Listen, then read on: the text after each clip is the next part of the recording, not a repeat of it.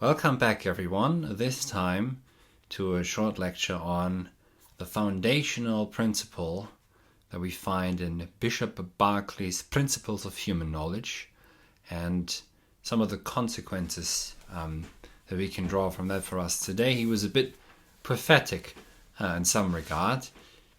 His main work is The Principles of Human Knowledge. He's also written works on optics. He's one of the great British empiricists, which is a bit strange, perhaps, because what he deals with is the purely immaterial substance. There is no matter for Berkeley, but there's actually an inherent reason for that in empiricism itself, I would say, why Berkeley kind of ends up in a, shall we say, rather absurd position. Now, Bishop Berkeley, but it isn't actually that absurd when you're a full-blown empiricist. So, Bishop Berkeley's Principles of Human Knowledge argue for one thing and one thing only, that is the existence of God. And in so doing, Berkeley has to deny the existence of matter. In one of the dialogues, Philonous, which is the alter ego of Bishop Berkeley, Philonous says, quote, "There is no such thing as what philosophers call material substance." Berkeley is a dogmatic idealist, which Kant picks up on. Kant is a transcendental idealist, and he tries to overcome dogmatic idealism of the sort of Berkeley. And Berkeley's fundamental principle, and this is crucial, is the esse percipi principle. Esse est percipi. Being means or is to be perceived. Everything that is only insofar as it is being perceived. Now, without being perceived, nothing exists. When I close my eyes, everything still exists because God made sure by his perceiving everything that this room continues to exist. Now note this principle on some level does pose the question of being, but at once pushes that question away and answers it, however, by making a very crude ontological statement of what it means to be, namely that being is being perceived. And God is the guarantor of all of that. Now, to anyone who's heard of the fanciful idea that we live in a simulation, Berkeley isn't very far away. In fact, I would say that those who think that we live in a simulation are crypto-Berkeleans very often without knowing it. Whereas where we have in the simulation fancy, we have the assumption that there's a programmer from the future who programmed us today.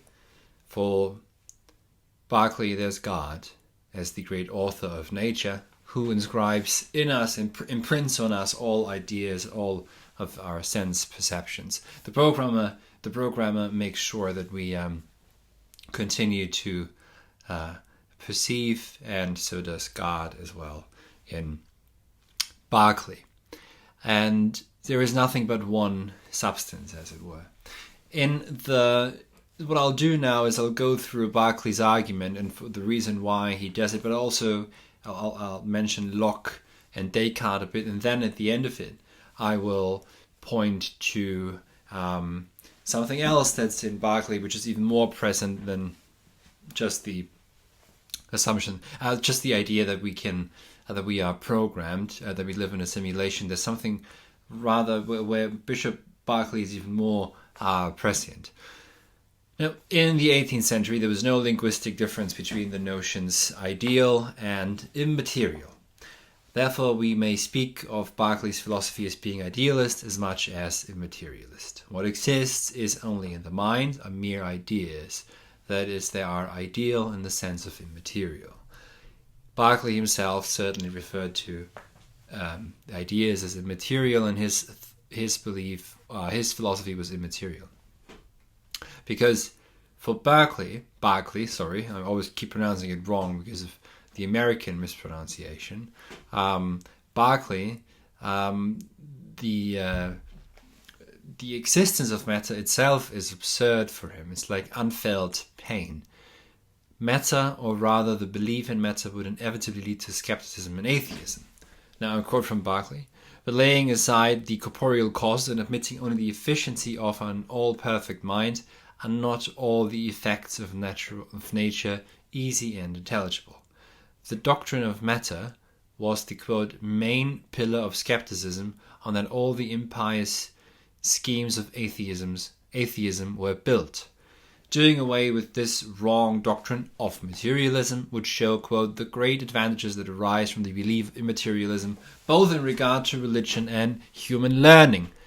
The trouble for Berkeley and Christians at the time was the beginning cult of reason and the burgeoning atheism that comes with it when reason wants to, as reason is wont to do, wants to and demands to have certain knowledge of the existence of everything.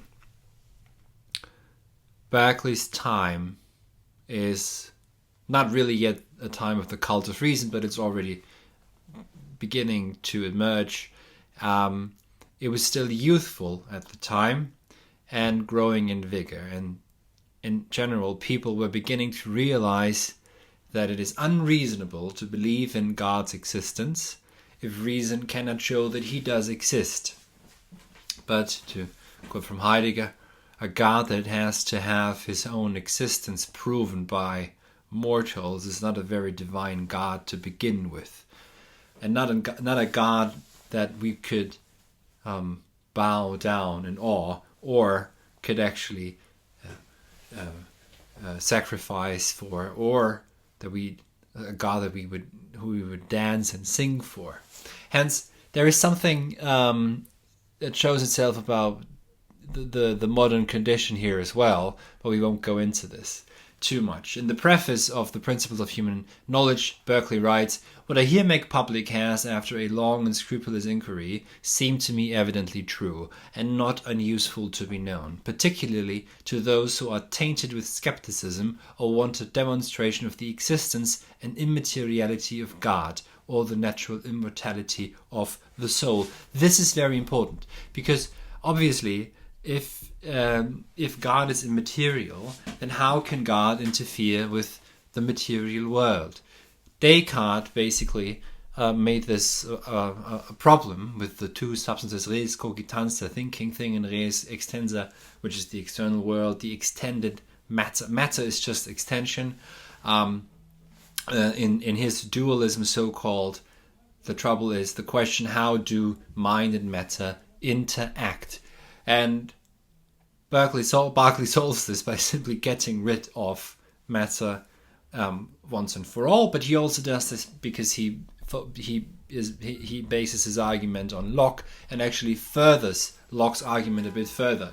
Now, Berkeley builds up the first stage of his master argument for immaterialism by arguing against Locke's distinction of primary and secondary qualities. For Locke, primary qualities are, for example, extension, figure, motion, rest, solidity, and number.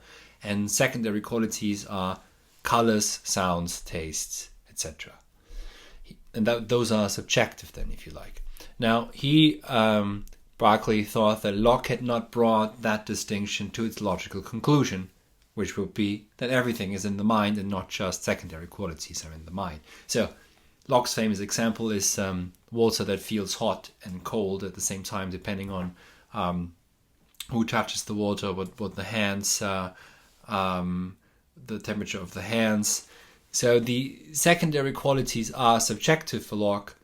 And I quote from Locke now: "Our ideas of primary qualities of bodies are resemblances of them, of something that's really out there in the world, and their patterns do really exist in the bodies themselves. Moreover, bodies produce ideas in us," Locke says, "and that is manifest by impulse." End of quote. Berkeley, however, thought that the logical conclusion should have been "their esse is percipi," their being is to be perceived. So even the primary qualities, extension, figure, motion, rest, solidity, etc., those should have been actually also just of the mind. That would have been the logical conclusion. Locke didn't take it far enough. Because all unthinking, sensible things, that means all those bodies which compose the mighty frame of the world, have not any subsistence without the mind, and their being is to be perceived. End of quote from Berkeley. Existence of sensible objects entirely depends on their being perceived by some mind. They must also be conceivable. If secondary qualities are in the mind, then outside of it are extension, figure, and motion. Yet these, quote, abstracted from all other secondary qualities, are inconceivable. I cannot think of an extended colorless thing. Therefore, all qualities must be in the mind, and one cannot see redness, for example, just as one cannot just see extension. Those are abstractions. And of course, these are abstractions to a certain degree, but to an empiricist, they're necessarily just abstractions. They are just not to an idealist. And I know that this is a bit confusing because to some degree Berkeley is a dogmatic idealist, but he's also not a proper idealist, as in the sense of Plato or Hegel, who have in their system there is an access to the ideal sphere, the realm of principles and concepts, where in which the singular thing participates.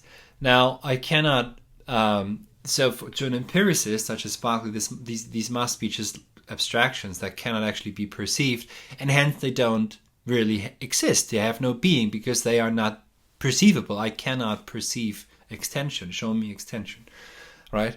And they don't produce any ideas in us, etc. Hence, that cannot be. It must be in the mind. It must be a concrete idea.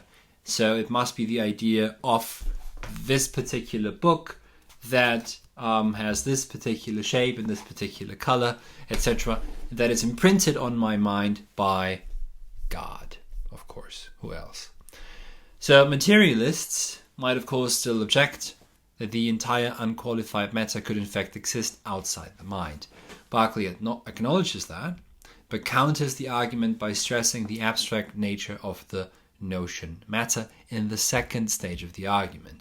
Berkeley argues against abstract general ideas with reference to Locke's mental process of abstraction, whereby from specific occurrences of redness in general is found, according to Locke. Because remember, for Locke, the mind is a tabula rasa. There are no categories that are actually already instilled in the mind, even if that's a bit weird as well. But so there are no categories. It's a simple tabula rasa. It's an empty cabinet, as he puts it, I think. And this empty cabinet is then filled from experience, with certain impressions, with certain impulses, and then the mind, for some reason whatsoever, can abstract from particular red things to redness, or from particular books to the shape of book and bookness. However, and Berkeley is quite right to point that out, that's impossible. If it's only coming from experience, and that's literally not possible. He might be quite right. By the way, just to point this out as an aside, empiricism itself is a rather strange enterprise because either you end up with a position such as Berkeley's, which is to say everything is just sent to us in terms of ideas are sent to our minds by God, or you end up, as David Hume did, in a total absurd non-position where you end up saying, I don't know if the sun is going to rise tomorrow or not. That's not a philosophical position. That's actually the death of philosophy. And when Kant says that he was awoken from his dogmatic slumbers, thanks to Hume, that's a two-edged sword, right? It's not to say that thanks to Hume he awoke from his metaphysical slumber. To some degree that's what happened, but on the other hand, and I think more importantly, Kant saw what a crude empiricism and a crude skepticism leads to, which is a completely absurdist position. And Kant counters that in the first critique. Now back to Berkeley and Locke. Now I can never just think of something of redness in general. I can always ever think of something red, some concrete idea in that sense for Berkeley. That's red. Now, I cannot perceive redness. Hence, matter itself as well, that's the next step in the argument for Berkeley, is nothing but a misguided abstract philosophical concept inherited from Aristotle.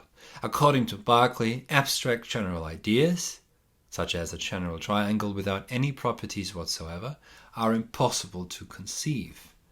We may have a notion of it, the notion matter, but that's confusing because it must actually be sensible, perceivable for it to exist. Thus the notion matter or material substance, stripped of all qualities attributed to it, having transferred them into the mind, reveals its abstract character.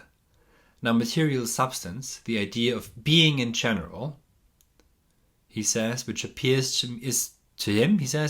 me the most abstract and incomprehensible of all. So this is strange. Look at this. He says that the idea of being in general appears to him as the most abstract of all. Granted.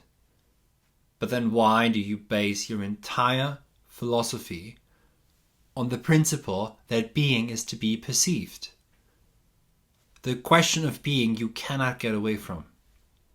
When you try, it comes back to haunt you. So he does posit being, right? He has to respond to that question. He does, but in an extremely insufficient way, but also in a quite significant way, I would think, as we'll get to in a bit, because think about it. What is it? When do we exist? We exist when we are being perceived, or so we think. Now, this is the so-called master argument by Berkeley. Having identified that which exists, that which exists are only ideas perceived by the mind, or in the mind, Berkeley asks his reader, quote, "It is but looking into your own thoughts, and so trying whether you can conceive it possible for a sound or figure or motion or color to exist without the mind or unperceived. More precisely, if you can but conceive it possible for one extended movable substance, or in general for any one idea or anything like an idea, to exist otherwise than in a mind perceiving it, I shall readily give up the cause." His thought experiment works by means of division. Can you divide your perception of thing delta from that thing delta? For Berkeley, that's a downright contradiction. To assume, more precisely, that anything to exist outside the mind, that is nothing can be, that's not perceived. In Berkeley's words, ideas imprinted on the sense by the author are imprinted on the sense by the author of nature. And those are then real things. And now there's a book of nature that we perceive, that we see, and it's meaningful, it's full of symbols sent to us from God. So you see what he does. By reducing being to being received, he can guarantee the existence of God. In fact, God must exist as he puts it, as the one in whom we live and move and have our being.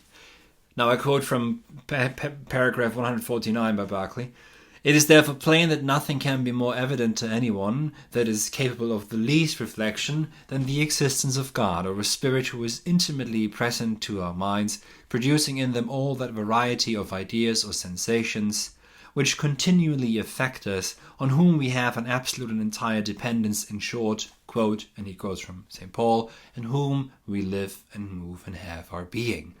That the discovery of this great truth, which lies so near and obvious to the mind, should be attained to by the reason of so very few, is a sad instance of the stupidity and inattention of men, who, though they are surrounded with such clear manifestation of the deity, yet are so little affected by them that they seem, as it were, blinded with excess of light.